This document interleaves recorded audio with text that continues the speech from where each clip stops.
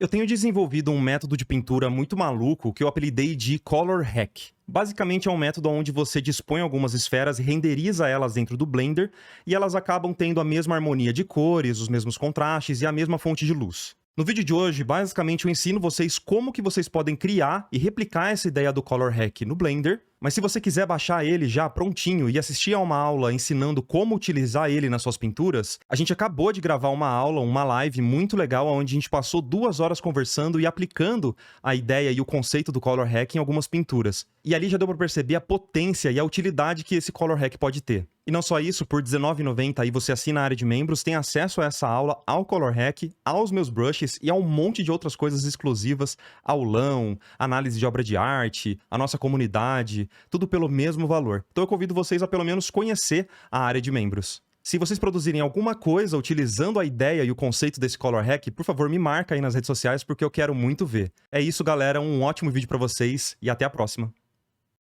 Seguinte, galera, rolou o aulão de Color Composition lá na área de membros, recentemente. Já está disponível, se você é membro do YouTube, por vintão, você já tem acesso a essa aula e várias outras. Mas rolou uma aula muito legal lá, e eu mostrei um método que eu chamo de Color Hack, que eu desenvolvi. Eu não sei se já existe isso de outras formas, alguém deve ter inventado, mas é um método que eu desenvolvi no Blender para meio que hackear as cores para a gente poder criar Color Composition de um jeito mais rápido, mais eficiente. Pelo menos para começar a conversa sobre Color Composition, né? Sempre que a gente vai pintar uma cena, a gente precisa pensar na temperatura da cor da luz, da cor da sombra, na harmonia dessas cores, no ambiente que está em volta, qual é a fonte de luz, qual é a fonte de luz secundária, as bouncing lights, luzes de rebatimento, tereréu, tereréu, tereréu. Muitas coisas para a gente pensar, influenciando as cores dos nossos objetos. Baseado nisso e num pensamento de uma parada que chama Color Checker na fotografia, não sei se vocês conhecem, que é essa paradinha aqui, ó, que os fotógrafos utilizam para corrigir distorção de cor, corrigir balanço de branco, etc. Eu fiquei pensando como que a gente poderia trazer esse pensamento do Color Checker para criar cores harmônicas com um clique.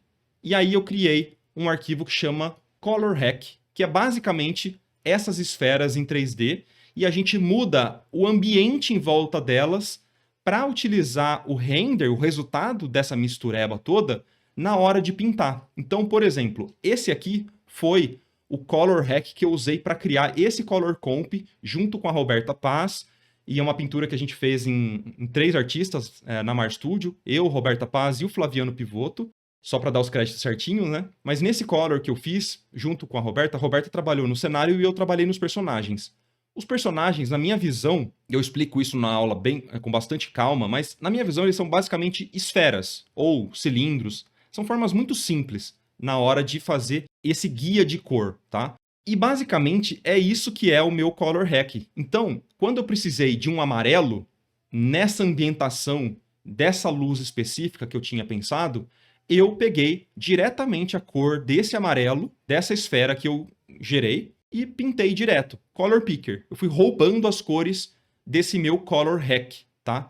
Isso aqui é um método muito legal, muito eficiente para você avançar mais rápido as suas imagens. É claro que isso não substitui o seu conhecimento de fundamentos de pintura, mas para quem já tem um pouco de conhecimento e precisa produzir rápido, você não precisa ficar calculando necessariamente todas as cores exatas na sua pintura. Então, por exemplo, o azul nessa situação de luz, como que ele fica na luz e na sombra?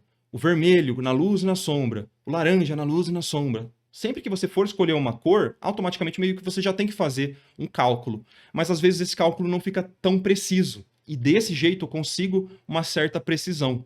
Então eu vou mostrar para vocês basicamente como que funciona. É um arquivo muito simples e esse arquivo ele está disponível para download na área de membros, mas eu vou ensinar vocês a criar esse arquivinho aqui também de qualquer forma, só para mostrar ele já pronto, tá? Quando eu coloco ele para renderizar nessa partezinha aqui, ó, do Viewport Shading, basicamente a luz que eu estou colocando no meu cenário influencia todas essas esferas individualmente, tá? E cada esfera vai ter um material específico. Então, por exemplo, essa esfera tem a cor azul. E essa cor azul, ela tanto faz, assim, você pode pegar essa cor azul e modificar ela. Você pode modificar qualquer uma dessas cores, criar cores novas, enfim, tá? Você pode trocar o material desses objetos, Mas o mais interessante é essa parte aqui da esquerda, que é o world, é o mundo desse nosso arquivo aqui. Nesse mundo, eu tenho duas versões desse mundo. Uma versão com HDR e outra versão sem HDR. Sem HDR, a gente está usando algo que é chamado de Sky Texture, que é basicamente um sol fake tridimensional que o Blender cria pra gente, tá? Nesse caso, a gente consegue brincar aqui com as configurações para mexer o sol nessa cena. Então aqui, por exemplo, a elevação do sol, a rotação, isso muda bastante as coisas. Se a gente misturar, por exemplo, com a quantidade de ar que tem, poeira, que basicamente a gente está influenciando nas cores de todas essas... a temperatura de luz e sombra de todas essas cores que estão nesse arquivo. E imagina só que interessante você poder só usar o Color Picker para saber exatamente que esse vermelho não é exatamente um vermelho. Às vezes é um vermelho de saturado, às vezes é um vermelho mais saturado. E isso muda de acordo com a nossa harmonia de cor, com o nosso ambiente que está em volta. Muito legal, né? E isso não é muito difícil de fazer, qualquer pessoa pode criar, tá? Sabendo um pouquinho de Blender, você já consegue fazer isso aqui facilmente. Na outra versão, a gente tem os nossos famosos HDR, tá? Eu tô falando HDR, mas HDRI, tá, galera? É que eu acabo falando HDR por causa do método de fotografia. Tá até errado, tá escrito errado aqui, HDRI, tá? Tem esse site muito legal que é o HDRI Haven, que é do Polyhaven, tá? Você baixa basicamente uma fotografia de um mundo em volta da onde está sendo batida aquela foto. Então, é uma foto daquela situação de luz, basicamente. É como se fosse um sky dome. É uma esfera, dependendo da ambientação, você pode ter um sol a pino, com poucas nuvens e o chão verde. Isso influencia a sua esfera, a sua luz, para ela ficar mais ou menos assim, certo?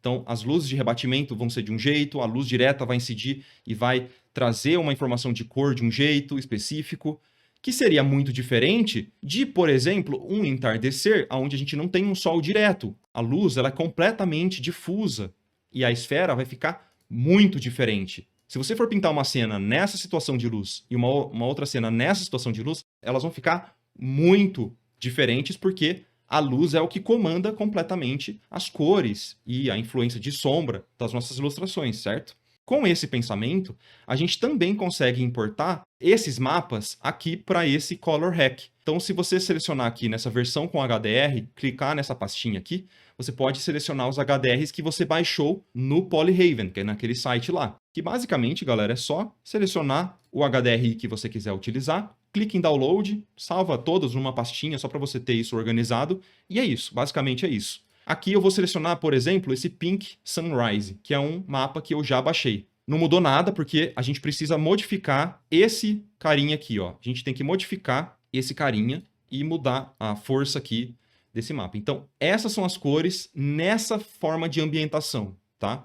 Algo que você pode fazer é modificar aqui o eixo Z. O eixo Z é basicamente a rotação na vertical desse globo que está em volta da nossa cena. Ou seja, a gente vai girar ela. Dependendo da posição do Sol, a gente consegue girar o Sol para um lado ou para o outro. Então, a gente pode, por exemplo, trocar isso aqui para 180. Então, a gente gira 180 e agora a gente tem um resultado bem diferente. Então, é sempre legal você brincar bastante. É difícil você ser completamente assertivo nisso.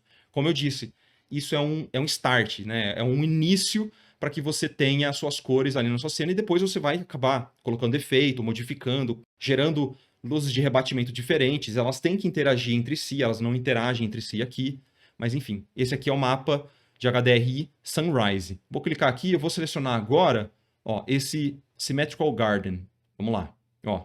Ela tá dessa forma, a gente consegue girar aqui, ver como a luz está mexendo em tempo real, ó. Vamos supor que é assim que eu quero a iluminação da minha cena, com a luz vindo bem de cima.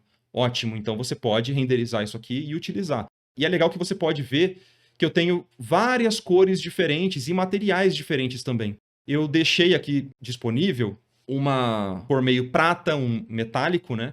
Um dourado mais amarelado. Tem aqui uma esfera de vidro. Tem preto, cinza, cinza médio, cinza claro, branco, verde com subsurface scattering. Tem várias cores com subsurface scattering aqui para simular um pouco algumas tonalidades de pele diferente aqui também. Claro que não é uma cor perfeita de pele, mas você pode sempre modificar isso, né? Vamos colocar aqui esse Museum, que é uma cena interna. Olha que legal, o mapa de reflexo. E é legal analisar porque o mapa de reflexo também vai te dar informação para você pintar metais. Então, quando você pintar metal, você pode utilizar isso aqui como um guia, meio que um padrão de reflexo da armadura de um personagem que você vai pintar, ou de um adorno dourado, enfim. Mesmo que você não use as mesmas cores, você pode usar o padrão de reflexo. E você, de novo, pode modificar, girar esse mapa, ó. E o padrão de reflexo muda completamente, porque o reflexo de um metal nada mais é do que um espelho ali, polido ou não, né? Enfim, muito bacana, né? Esse arquivo já está disponível na área de membros, na última aula que a gente fez sobre Color Composition, tá lá nos comentários, é só vocês acessarem. Mas para quem não é membro e não pode virar membro, eu vou ensinar como que você pode criar isso aqui de um jeito bem simplesinho, tá bom? Bem rapidinho. Então, se a gente analisar essa cena e girar aqui, pode ver que não tem mistério nenhum, ó. O arquivo é basicamente essas esferas dispostas de uma forma e eu fiz uma mudança em alguns materiais, em alguns arquivos, que elas não projetam sombras e não interagem entre si, tá bom? Então, nas configurações desses materiais, a gente tem algumas opções aqui, ó, de tirar o gloss, tirar o shadow, tem algumas mudanças, mas você não precisa disso. Se você quiser só replicar esse mesmo conceito, essa mesma ideia, é só você abrir um arquivo novo, você pode deletar tudo, você seleciona tudo, aperta X e confirma que você vai deletar. Shift A, Mesh, insere uma esfera ou qualquer coisa assim, pode ser um cilindro, pode ser o que você quiser, tá? Botão direito, você pode clicar em Shade Smooth, para ela ficar redondinha assim, ok? Clica nessa esfera aqui para material, e você pode criar um material novo para essa esfera, tá? Por exemplo, vamos criar um material azul. Então, se você clicar em Base Color e selecionar a cor azul, aqui você mexe no quão claro e quão escuro é essa cor, e aqui você muda matiz, enfim.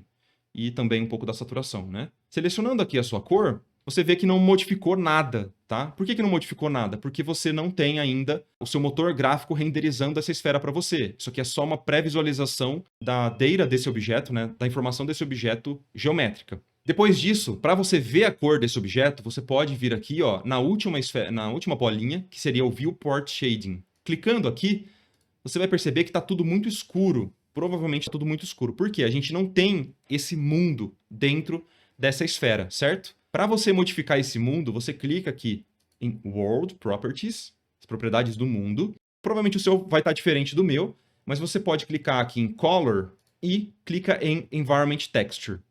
Beleza? Muito cuidado, porque se você tiver com uma configuração diferente da minha, tudo vai ficar muito rosa. Aqui só a esfera vai ficar levemente rosa, mas cuidado com o olho, tá? Clicando aqui em Environment Texture, você clica em Open. Quando você clicar em Open, você vai selecionar o mapa que eu mostrei para você como baixa, seleciona o mapa e pronto, você já tem aquele mapa influenciando a sua esfera. Dessa forma, que é muito simples que eu mostrei, você já consegue montar algo mais ou menos relativo a esse color hack que eu mostrei para vocês. Não é tão simplificado, mas já quebra um galhão, tá? E você pode duplicar essas esferas e criar materiais novos, né? Para você duplicar a esfera, você clica em Shift D, arrasta para o lado e solta aqui o mouse. O único problema é que, dependendo, você vai projetar a sombra de um objeto no outro aqui, ok? Mas com o outro objeto selecionado, você volta aqui na abinha de material e você vai criar um novo material. O jeito mais fácil de fazer isso é só clicar nesse 2 aqui, que ele vai meio que pegar o material, criar um novo nome para ele. E você pode, fazendo isso, trocar a cor desse material. Então, vamos lá, o vermelho nessa situação de luz, com esse globo que a gente acabou de colocar, ele vai ser bem menos saturado do que seria numa outra fonte de luz, porque aqui a fonte de luz está mais fria, certo? Então, com isso, você já vai ter muita percepção da influência desse ambiente nos seus materiais, beleza? E aqui você, claro, sempre pode voltar, trocar o mapa, baixar mapa diferente, brincar, girar a câmera com o botão do meio do mouse, ó. Você gira a câmera, com a bolinha do mouse você pode ir para frente, para trás, enfim. Você pode encontrar o ângulo mais certinho, vai duplicando, vai brincando. Enfim, essa aqui é só uma aulinha bem simplesinha de como você pode fazer esse mapinha por conta própria. Mas eu queria compartilhar isso aqui com vocês porque é algo que me ajudou bastante a acelerar um pouco o processo de criação desses Color Comps, tá? Eu tive que me virar um pouco porque é uma etapa muito difícil de fazer e eu explico isso com mais detalhes lá no aulão, mas resumidamente, Agora, no meu novo trabalho, eu tô tendo que encarar um pouco desse desafio. Então, para ter bastante suporte na hora de fazer essas imagens que são bem desafiadoras, porque elas são super complexas, enormes e tal, eu preciso criar essas ferramentas. E eu adoro meio que resolver probleminhas. E isso aqui é uma forma que eu encontrei de resolver esse problema pontual. Claro que isso não resolve tudo. De novo, as imagens, elas têm um contexto, certo? Então, dependendo do posicionamento do personagem na cena, tudo isso vai mudar muito a questão de iluminação. Mas, de novo, é um ótimo começo para criar essa etapa de color composition, que é tão legal e está sendo super desafiador de fazer, mas que eu adoro e já é tipo um empurrãozinho para que eu faça ainda mais essa etapa lá no meu trabalho, tá bom? Então é isso. Espero que tenha ajudado. Queria muito mostrar essa ferramenta aqui que eu criei para vocês. E vocês já conhecem alguma coisa semelhante a essa ferramenta? Tem algum plugin que faz isso por você? A gente já conversou um pouquinho sobre isso no Discord, mas deixa nos comentários aí. Vamos estender a nossa conversa para esse assunto que é uma parada que eu gosto bastante. Tem um macete que é muito melhor do que isso que eu acabei de falar? Me ensina aí nos comentários, eu tenho certeza que a galera a cabeça tá fervilhando aí para dar alguma sugestão, dar alguma ideia. Beleza? Marco fala disso no curso de Blender Sem Frescura. Sobre essa parte, exatamente não. Mas eu ensino a mexer nas ferramentas que vão te proporcionar um entendimento de como utilizar essa ferramenta do jeito bem mais fácil, com certeza absoluta, tá? O melhor é todas as esferas estarem com as cores com o mesmo valor? Não. Não, porque as cores locais dos objetos, elas não têm o mesmo valor por padrão, então não faz nenhuma diferença, tá? A única diferença que vai ter, na verdade, é que objetos mais escuros são menos reflexivos do que objetos mais claros. Então, é legal que você já entenda que a sua cor local vai ter valores diferentes, porque isso influencia no quão reflexivo é o seu objeto, tá? Marco, quanto custa o curso de Blender? Cara, não tem um curso de Blender separado, que eu venho, nada assim.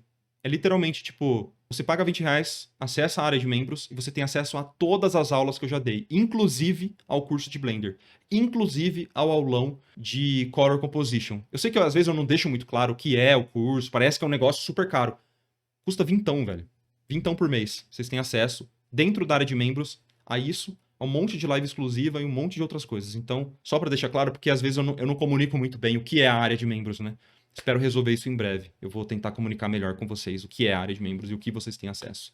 Beleza? Se pá, ajuda até quem faz cel shading, já que dá para configurar esse tipo de renderização no Blender também. Sim, cara, e no próprio Blender dá para você configurar, deixa eu voltar aqui para minha câmera, a forma que as suas cores vão ser interpretadas pela sua engine, né? Até eu recomendo que para vocês utilizarem essa ferramenta, vocês baixem o Blender 4.1, pelo menos. Porque a partir do Blender 4.0, eles mudaram o jeito que o Cycles, que é a engine principal do Blender, junto ali da Eevee, o jeito que o Cycles entende cor. Eles adicionaram uma forma, que é essa forma AGX aqui, que tem a Filmic e a AGX. Elas interpretam as cores de um jeitinho um pouquinho diferente. Então eu deixo por padrão no AGX, mas você pode trocar o look, que você pode... Basicamente é como se fosse um filtro que é colocado por cima aqui das suas cores. Mas eu deixo por padrão em None, para que não tenha tanta interferência dos filtros, tá bom? Mas enfim, é isso, tá bom? Valeu!